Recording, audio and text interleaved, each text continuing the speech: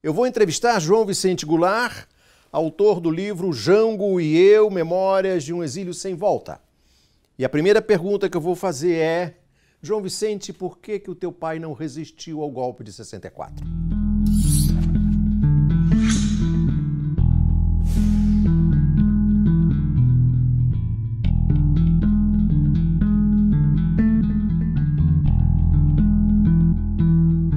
Eu entrevisto o João Vicente Goulart, autor do livro recém-lançado Jango e Eu, Memórias de um Exílio Sem Volta, da editora Civilização Brasileira.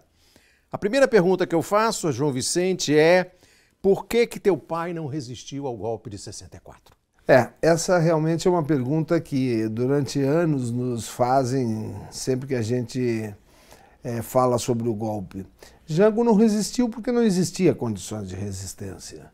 Jango não resistiu porque as forças tanto militares quanto as forças políticas, que presuntamente teriam capacidade de resistência, não estavam preparadas para resistir. O golpe foi um planejamento muito bem elaborado durante anos, né? Eu acho que a partir da eleição de 62, que foi inclusive financiada pelos IBADs, o IBAD e o IPES. Financiada pela Embaixada Americana? Financiada pela, inclusive, o Lincoln Gordon, na última vez que esteve no Brasil lançando o seu livro, ele falou que foram financiados 5 milhões de dólares para derrubar o presidente. Financiaram parlamentares que eram contra a posição do presidente na eleição de 62.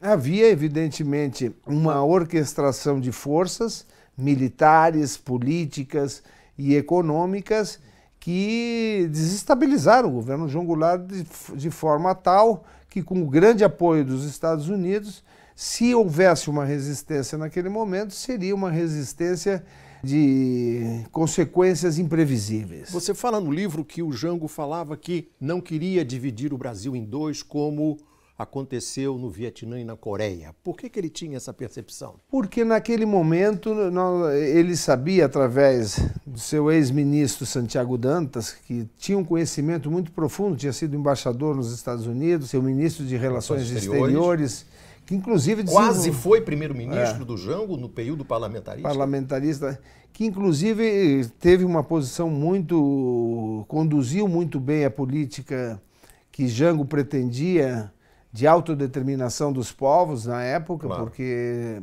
foi um momento em que o Brasil reatou relações com a União Soviética, com a República Popular da China. Aliás, João Vicente, deixa eu só fazer um adendo aqui, porque o teu livro me deu a conhecer um documento muito importante, está no apêndice do teu livro, que é a carta que o Jango manda ao Kennedy, quando o Kennedy pede apoio do Brasil para uma campanha de isolamento contra Cuba por causa da instalação dos mísseis soviéticos.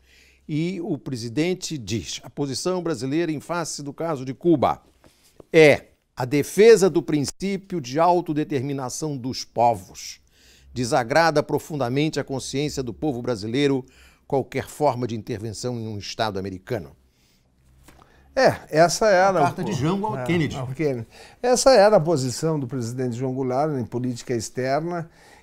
Mas você falava que o Santiago sabia que os Estados Unidos estavam metidos no golpe. Sem dúvida. E Santiago tinha essa visão. E no dia do golpe, circulou com amigos que ele tinha lá que os Estados Unidos não permitiria de forma alguma a permanência do presidente João Goulart e que daria todo e completo apoio aos golpistas de 64. Ao ponto que estava deslocando a 4ª Frota Americana, com porta-aviões, 6 submarinos, 4 navio-tanques, helicópteros, caças de assalto, que certamente não era para dar proteção a 5, 6 funcionários da Embaixada Americana. Claro. Eles esperavam uma resistência muito alta e eu acho que essa foi a grande vitória de Jango. Eu acho que os americanos não esperavam que ele não desse essa ordem de resistência e eu acho que, historicamente, isto trouxe a Jango o lugar na história de não dividir o Brasil em dois, como eles vinham fazendo. Tanto é que o Departamento de Estado americano, independentemente daquela noite do 2 de abril, reconheceria, mesmo se houvesse uma resistência, reconheceria em Minas Gerais, Sim. por Belo Horizonte, o novo governo, mesmo que houvesse essa resistência e que houvesse uma luta continuada. Uma questão que me deixou intrigado com o teu livro é qual é a origem do pensamento progressista do Jango? Ele, filho de fazendeiro, ele próprio fazendeiro, de onde saiu esse pensamento progressista, trabalhista, preocupado com a justiça social? Bom, ele teve no presidente Getúlio Vargas um grande condutor desse pensamento. Eu reproduzo nesse livro também uma reportagem inédita de uma revista de Zagreb que nunca foi publicada, Iugoslava, muito importante, que reflete esse pensamento. Essa é uma divulgação inédita? Inédita. A revista República Zagreb. Exatamente. Perguntam até para ele qual, na renúncia de Jânio, a sua mais profunda pensamento. E ele diz: a morte do presidente Getúlio Vargas. Como me toca a mim agora continuar a restaurar esses direitos do povo brasileiro pelos quais Getúlio tanto lutou e morreu. E isso vem... Só para deixar bem claro para o nosso amigo navegante, quando o presidente João Goulart está em Singapura, vindo da China, e tem conhecimento de que Jânio renunciou e de que ele, vice-presidente, seria o presidente da República, a primeira coisa que veio à cabeça dele foi a Carta de Vargas. Foi a Carta de Vargas. Então, aí nós vemos esse sentimento que é a luta a favor dos trabalhadores brasileiros, pela qual o presidente Getúlio Vargas, inclusive, foi ao extremo sacrifício, através do suicídio, que impediu o golpe em 1954. João Vicente, deixa eu te fazer uma pergunta, senão a gente vai enrolando um assunto no outro. Como é que se deu a relação do teu pai com Vargas? O presidente Vargas era muito amigo do meu avô, o coronel Vicente Goulart. Quando o Jango conhece o presidente Getúlio Vargas, o coronel Vicente ainda é vivo. Quando o coronel morre... Jango tinha que idade nessa altura? Nessa altura, eu acho que uns 16 anos, 16 na época, quando ele conhece o presidente, claro. Mas não tinha relação.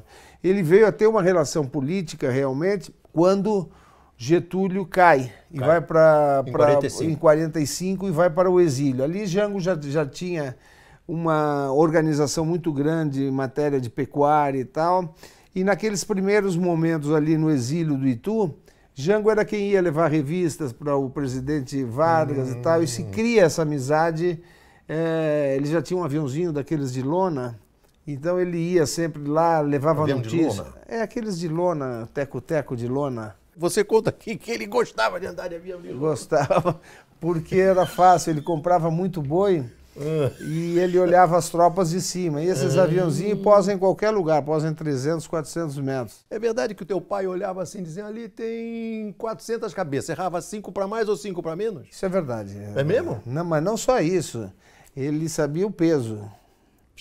Ele sabia o peso dos bichos. E ele ajudava o Getúlio a administrar a fazenda dele? Ajudou muito, ele ajudou porque o doutor Getúlio gostava muito de política e muitas vezes a parte comercial, depois dessa época, era o pai que tratava, né? Entendi.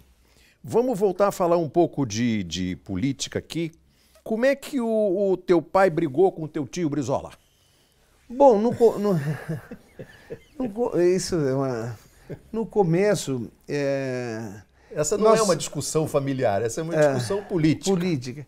No começo, no exílio, o meu pai também pensava que o que tinha acontecido no Brasil seria uma das tantas quarteladas que o Brasil tinha tido.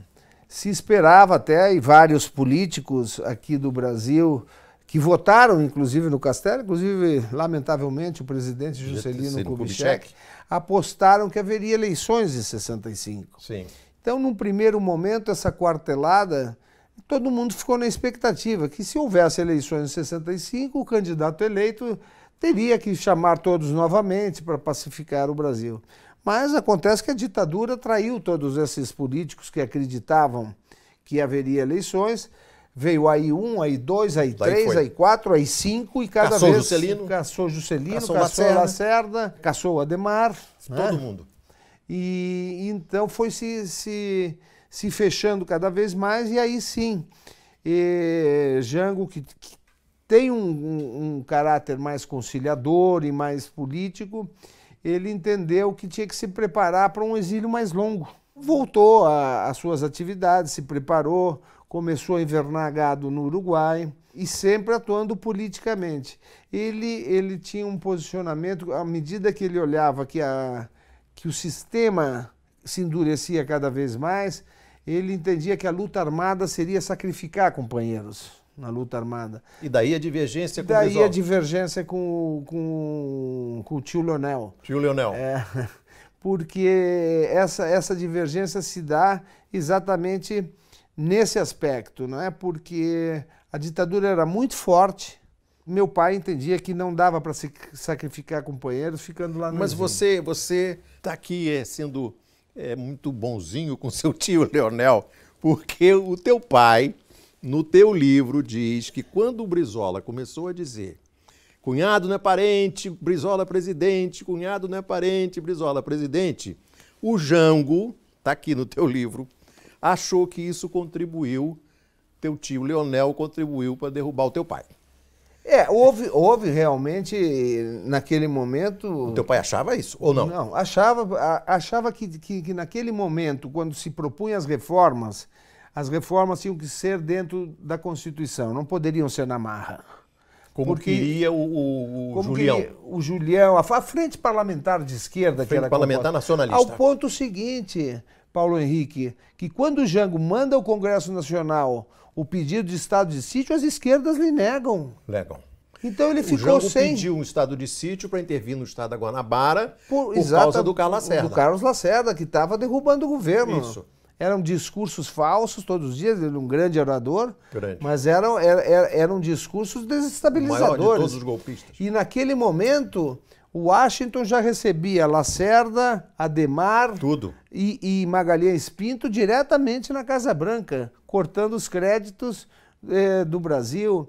Então, aquele instrumento que Jango pede constitucionalmente, a esquerda lhe nega. Naquele momento ele viu que quando retira, ele manda para que não fosse a votação, retira a mensagem do pedido do estado de sítio, já começa Juscelino 65, Brizola, cunhado não é parente, Arraes lançando a candidatura em Pernambuco. Brizola cria o grupo dos 11 que não existiam. Então ele se deu conta que ali não tinha mais o apoio. Me diz uma coisa, mas você conta aqui que para poder se exilar no Uruguai, quem ajudou o tio Leonel foi o João Goulart. Foi uma operação que, inclusive... Quem mandou o aviãozinho para buscar o teu tio foi o teu pai. Exatamente, foi o piloto dele, Manuel Liães, Maneca Liães. E quanto tempo o Jango e o teu tio Leonel ficaram brigados? Ficaram bastante tempo, eu acho que de 65 a 76, quase todo o exílio. E como é que foi a união? Foi em 76 que, graças a Deus, antes dele falecer, o meu pai, ele estava indo para Montevidéu, ligou para a tia Neuza, ela disse, não, passa aqui em casa. Ele disse, não, quem sabe a gente se encontra ali num bar, ali no bar da esquina para nós conversarmos e tal. Ela disse, tia, Janguinho, eu não estou mais de idade para ir para bar, tu sobe aqui na minha Janguinho. casa. E aí ele subiu, aí ela chamou o Brizola e ficaram a madrugada inteira conversando. Acertaram as pontas. Acertaram as pontas. Mas teve uma hora, e isso eu gostaria que você reconstituísse, por favor, você reconstitui no livro, que foi quando o grande brasileiro Renato Archer, um grande pensador da política de defesa do interesse nacional, um homem que foi ministro da Ciência e Tecnologia, pensou num programa nuclear. Renato Archer aproximou Jango, Lacerda e Juscelino na chamada Frente Ampla. Como é que foi vocês receberem na casa de vocês o inimigo número 1, Carlos Lacerda? Quando perguntavam isso para ele, ele dizia sempre, o nosso grande inimigo hoje é a ditadura. As nossas diferenças, se nós conseguirmos lutar contra a ditadura, depois nós resolvemos as nossas diferenças. Ou seja, a prioridade era quebrar o golpe, quebrar a ditadura. E não fomentar as diferenças naquele momento que resolveriam depois. Então, essa frente ampla foi uma tentativa, né, que fizeram Jango, Lacerda, Juscelino. O Renato esteve lá, o Renato Archer. acompanhando... Você lembra desses encontros? Eu lembro, eu não participei porque era criança, Claro. mas eu lembro de algumas, eles lá assinando o documento, enfim. Mas tem um episódio aqui, João Vicente, que é muito bonito, que é quando o Lacerda chega na tua casa e aí o teu pai chama você e a tua irmã, eu já tô com mania de gaúcho, chama você e a sua irmã Denise para mostrar os cadernos. Como é que é essa história? Ele chegou, se cumprimentaram e tal, e o Lacerda dizia assim, não, eu com o Jango me acerto, nós somos políticos e tal, né? Ele estava meio receoso com a mãe, né? A dona Maria Tereza. Mas enfim, foi tudo bem, a mãe fez até um carreteiro para eles lá, sentado. Um arroz carreteiro. Um arroz carreteiro, mas quando ele sentou, o pai me chamou, disse, vem cá, João Vicente, traz os teus cadernos aqui para o governador dar uma olhada. Chamou o Lacerda de governador? Para o governador. E o Lacerda chamou ele de presidente? Sim, na época, sim, presidente, governador. Mas eu não imaginava por quê. Aí ele mostrou, o Lacerda olhou, quando começou a olhar, ele diz, olha aí, ô governador, meus filhos estão estudando em espanhol muito pela sua causa, que ajudou a derrubar nosso governo.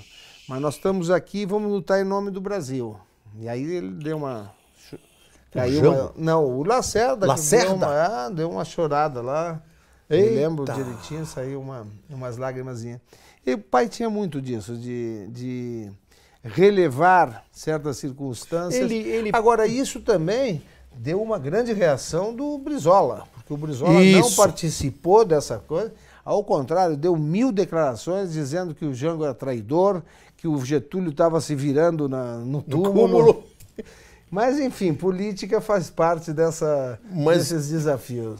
Outra coisa, e o teu pai perdoou a traição do Juscelino? Não, porque o Juscelino apoiou o golpe militar na esperança de se eleger em 65. Não, mas e tirou a escada do Jango. Ele entendeu, posteriormente, eu não participei, mas ele teve com o Juscelino na França. Né? Até o Juscelino se queixou muito, olha, Jango, tu tinhas razão, não deveria ter voltado... Fui humilhado no Brasil na minha volta. Eu queria te perguntar sobre 2 personagens que são também personagens do teu livro. Um é o Pelé. A seleção brasileira foi fazer um amistoso em Montevidéu e, liderados pelo capitão Wilson Piazza, foram visitar o presidente João Goulart. Exato. Aí o presidente João Goulart notou uma ausência. Como é que foi essa história? Realmente foi o seguinte, a seleção parava sempre no Hotel Plaza, Praça Independência, ligaram para o apartamento, se o pai estava lá, que a seleção queria fazer uma visita ao ex-presidente João Goulart. Quando chegou a seleção, eu tinha uns 12, 13 anos, meus amigos estavam lá, porque negócio de futebol, queriam autógrafos e tal, mas quem avisou realmente foi o Piazza, que disse ao presidente, estamos aqui, viemos lhe trazer um abraço, está aqui toda a seleção. Mas, lamentavelmente, o nosso rei teve uma gripe inesperada, uma gripe política inesperada, e não pôde vir. Aí deram risada, não se preocupa não, capitão, isso acontece assim com as pessoas, muitos têm medo de vir aqui.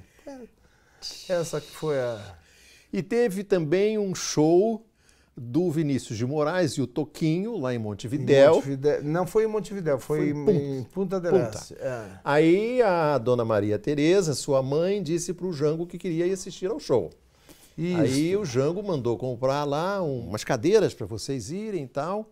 E aí levou umas garrafas de uísque para poder... O Joe Parr. Não foi bem no show, não. Nós tivemos no show tal, com o Toquinho, Toquinho e Maria Medalha, eu acho que era. E o Vinícius vieram ali conversar e ficaram de se ver no outro dia numa casa dele em São Rafael, para conversar sobre política e tal. E realmente foi isso. Ele levou uma garrafa, o Vinícius tinha outra garrafa lá, ficaram conversando. E era uma época no Brasil que estavam surgindo... Mas o teu pai abatia uma garrafa assim e ficava bem? Não, mas entre os dois... Mas cada um levou uma. Não, mas não sobrou, só foi um pouquinho. Porque houve uma pergunta no meio da conversa, que o pai perguntou, mas tia Vinícius, tem essa meninada tão boa que está surgindo aí com música de protestos, né?